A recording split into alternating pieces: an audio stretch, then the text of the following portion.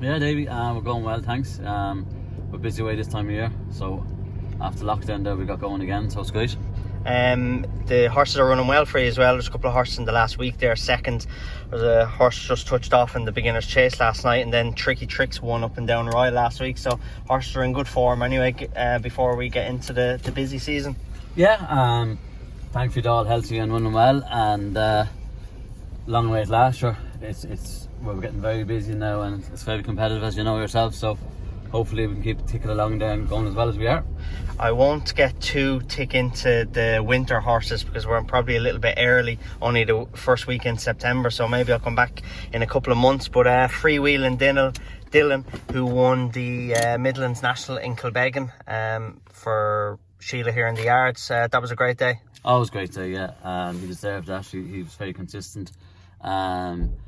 He's hopefully in the ground stays right for me. He's in the Kerry National as well. We'll enter him in the Kerry National, and all going well. If the ground stays the way it is, hopefully he'll run well. Yeah. It's interesting that he's rated, I think, 140 over fences. Is that right? 140. 140. Yeah. And he's rated 113 over hurdles. Yeah. You'd look at it and think that he's well handicapped, but is it a case that he just prefers jumping fences rather than hurdles? Obviously he jumped fences very well, but yeah, he was unlucky probably in Roscommon at the second last. He fell. Danny said he was going well at the time. But yeah, look, it is a big difference obviously in ratings, but he just seems to be happier over jumping fences. And Ricky Doyle has a good association with the horse. Yeah, Ricky gets on well with him. I think he won them twice. Yeah, so yeah, it was great. Yeah. It was unfortunate with the lockdown for everybody, but especially with Captain CJ. He was very good in the 10-up chase in Navan back in February. Yeah. You must be looking forward to him this season. Yeah, we were hoping the Irish National would be run in November, but obviously things have changed now, so we have to reroute again and think where we're going to go with him.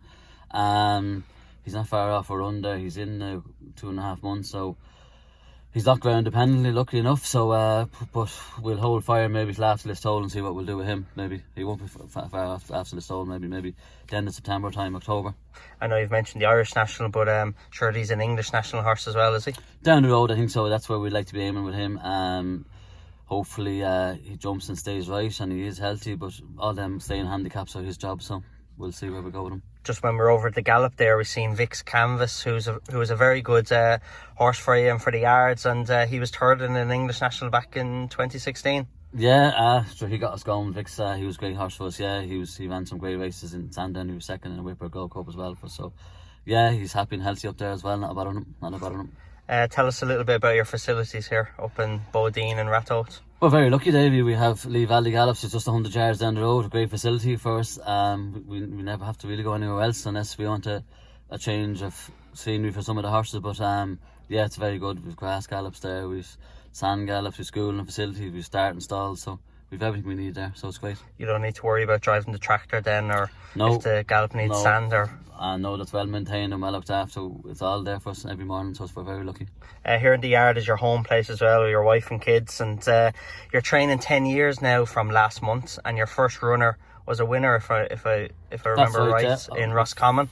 Ocean Bright, was it? Ocean Bright, the man that owns the gallops, David Eve. He owned her, yeah. She won. Robbie Dunn won her, yeah. It was some start you had to get now, yeah. But as you know yourself, it's very competitive. We're lucky to have some very nice horses, thankfully, and we're very, very lucky to have very good staff as well. So all together we work hard at it and we're getting the results that's required. You're in racing all your life. Your father was a big name in racing through the Draper family. He was the first man to win on Arkle, Liam. Yeah. He was a big influence in you starting off with horses. Oh, he was, but he never pushed me. He was always there in the background. I was lucky enough, when I started riding, he was giving me plenty of encouragement and that himself, but he never pushed me.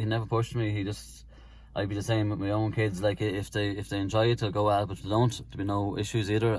It's a tough life, it's hard work, and you want to be dedicated for it, you know what I mean? And there's a lot of disappointments, there's a lot of good days and a lot of bad days, but you just have to be ready for the bad days just as well as the good days. Your dad's enjoyed some big days. He did win an Irish Nationals, Tyas's Chase. He rode Flying Bolt, Arkle, all around those time and the Draper time. Yeah. Did you ever say which one was better, Arkle or Flying Bolt? A lot of people. He was always. I remember people calling to the house here for years. He was always a big Flying Bolt fan. He just thought he hardy horse. I suppose Arkle was the people's horse. Do you know what I mean? He had a big following, but he always was a keen and flying boat. Like he just said, he was. And look what he did. Sure, look, I don't know, Jim. As I when I worked there, everyone has their own theories on it, but I suppose he was lucky enough, as he said, to ride boat with him, and he was always keen on flying boat. Obviously, but sure, look, Arkle was himself, wasn't he? When I met Jim Draper back in February, not long before Cheltenham, and we spoke about it at his house, he said, without saying it in as much words, he basically said that the handicapper had Arkle as a better horse. So I got that impression off Jim as well, that Flying Bolt was every bit as good as Arkle.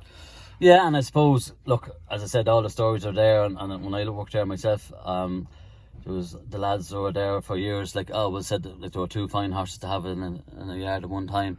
But yeah, well, anyway, my father always maintained there was very little in between them, but he just said that over 2 miles anyway, and 2.5 miles, Flying Boat was a fair engine, you know what I mean? Sure, look, Arkle was just some animal too. Like, to carry the weight they did and do what they did at that time was probably unbelievable. Speaking of riding jockeys, then Conor Maxwell, Denny Hand, Adam Shorts, you've good lads in here riding out for you as well. Then we've them lads. We've Paddy O'Hanlon, Paul Bannon comes in there. He'll ride a few point horses as well. We're very lucky where we are as well. We can call Andrew Lynch there as well, Robbie Colgan. So we're very lucky as far as experienced riders. We're very lucky to get anyone we want now. We can get like such. If there's one horse in particular that you're looking forward to the most for the season ahead. There's a couple of them. Look, opposite the track. I liked him there last year. Dave, he did nothing wrong either. He was only developing. He seems to have had a good summer there. Captain CJ, very nice horse too.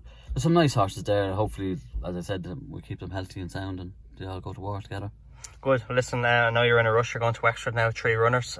So best luck today, and very best luck for the rest of the season, Dermot. Appreciate it, Davey, and thank you.